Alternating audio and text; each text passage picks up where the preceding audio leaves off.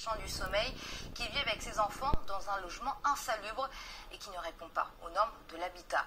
La jeune femme est menacée d'expulsion avec ses enfants, une situation terrible qui dure depuis 5 ans pour Brenda et sa famille et qui en dit long sur la crise du logement que traverse la France actuellement.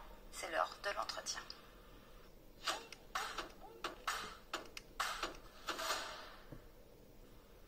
Bonjour.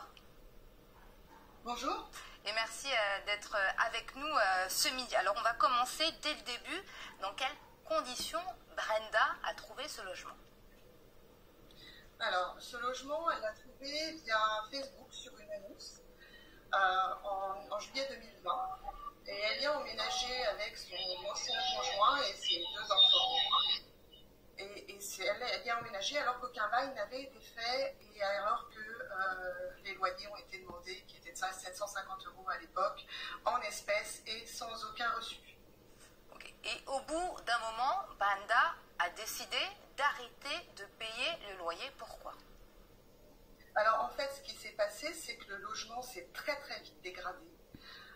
Elle s'est retrouvée avec un logement dans un état catastrophique, avec des moisissures, avec des fourmis qui passent sous une porte où il y a un jour dans la chambre des enfants et même des rats. Elle s'est retrouvée avec des crottes de rats sur les lits des enfants, avec des fenêtres qui ne tiennent pas, qu'on peut démonter simplement en les prenant à la main comme ça, avec une salle de bain sans électricité. Et elle avait demandé également un bail parce qu'elle voulait absolument que tout soit aux normes. Bail qui n'a été fait qu'en 2023, un bail d'1 an renouvelable, ce qui est normalement un bail qui est fait pour des meublés. Là, nous ne sommes pas sur un meublé.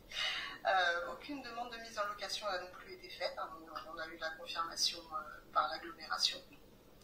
Et elle a surtout demandé à avoir un RIB pour verser ses loyers parce qu'elle payait tout en espèces, sans aucune quittance, donc sans aucune possibilité de demander des aides type APL par exemple.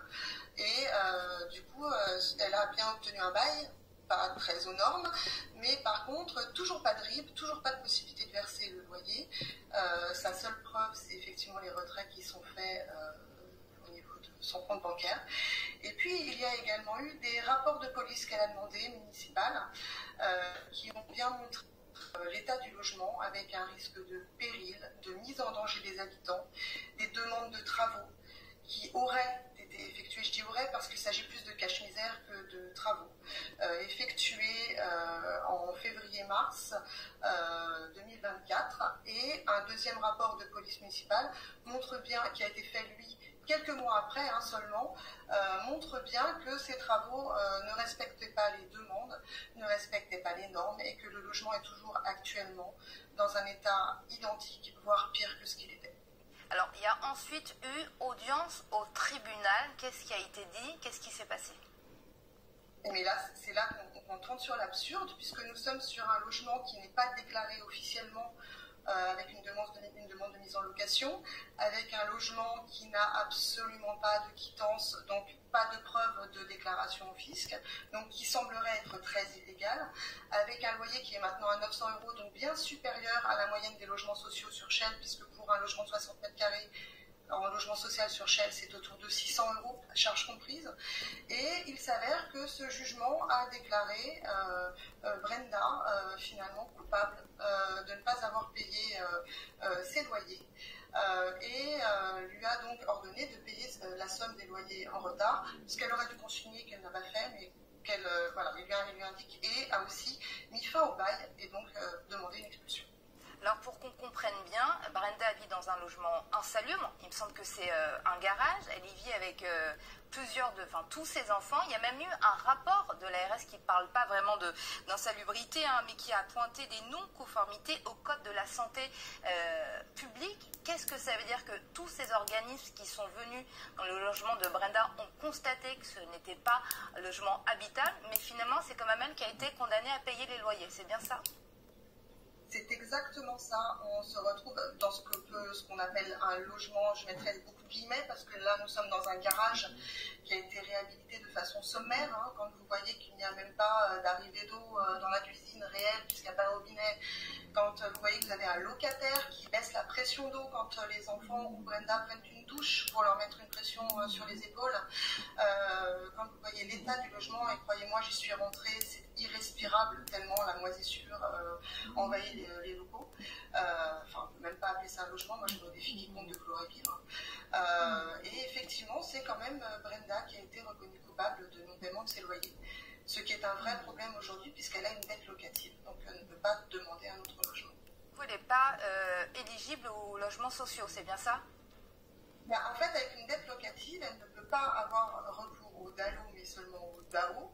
Ce qui est une différence, c'est que le DALO lui permettrait de rechercher un logement, d'avoir un logement à elle. Là, on va aller vers une solution d'hébergement si elle se retrouve expulsée.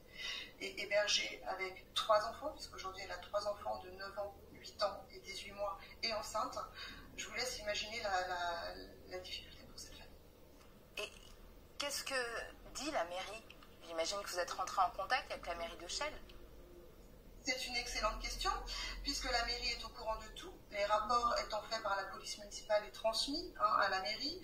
L'agglomération de communes dont fait partie la ville est bien au courant qu'il n'y a pas de demande de mise en location, donc nous sommes sur une location qui est illégale.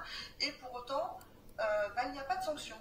C'est étonnant puisqu'il pourrait y avoir des sanctions pour ce bailleur qui n'existe pas aujourd'hui, que la mairie dit avoir fait tout ce qu'elle pouvait mais ne reloge pas alors qu'elle a une obligation de reloger et rejette sur la préfecture pour que Brenda puisse obtenir gain de cause. Donc en fait ils se lancent la balle les uns les autres. On a même fait appel aux députés de la circonscription puisqu'on a essayé d'activer un peu tous les pouvoirs qui étaient à notre disposition, qui nous a dit au début effectivement qu'il allait nous aider et puis qui finalement a stoppé la collaboration pour ne travailler que de son côté et nous laisser, nous, petits comités citoyens, nous débrouiller tout seuls avec tous nos petits pouvoirs. À quand remonte votre dernier échange avec les propriétaires? Alors, nous, on n'a pas eu d'échange direct, on passe par Brenda, parce qu'on préfère, en tant que comité citoyen, ne pas avoir un échange direct. Et elle se retrouve à avoir des échanges difficiles puisqu'elle est quand même assez harcelée par ce propriétaire. C'est souvent, même quand les enfants sont en train de jouer dans la cour, un coup d'insulte de la part du propriétaire. Elle est même sous surveillance, ce qui pourrait s'appeler du harcèlement, puisqu'une caméra est pointée sur sa porte qui est accrochée à la façade du propriétaire. Donc les relations avec le propriétaire sont très très compliquées. Et donc Brenda est menacée d'expulsion. À quelle date? Alors la première expulsion avait été demandée pour le 19 mai, suite à quoi les effectifs de police n'étant pas en mesure de le faire, nous avons obtenu un report au 4 août, donc c'est-à-dire demain quasiment. Donc elle pourrait être expulsée n'importe quand à partir du 4 août. Donc dans 2 semaines. Mais personne n'a demandé aux propriétaires, avec une décision de justice, de reloger dignement Brenda? Ici, ça a été fait, il y a eu une demande de relogement au propriétaire sur laquelle il a répondu ne pas être en mesure de le faire. Quel est le prochain recours?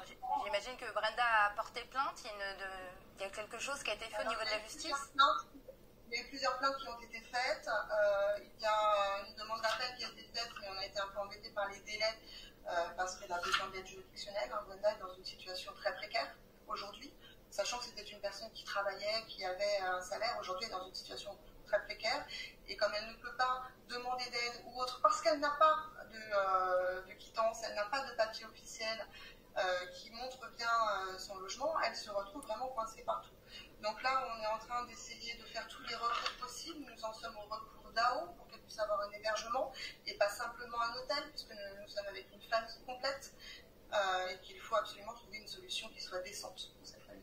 Quel est son état d'esprit aujourd'hui? C'est très très dur, elle a des moments où elle est très combative parce qu'elle se bat aussi pour ses enfants, et puis elle a des moments où le moral ne suit plus du tout parce qu'elle est dans une situation où elle ne comprend pas qu'elle n'ait pas l'aide nécessaire pour pouvoir s'en sortir, alors qu'elle cherche vraiment à s'en sortir.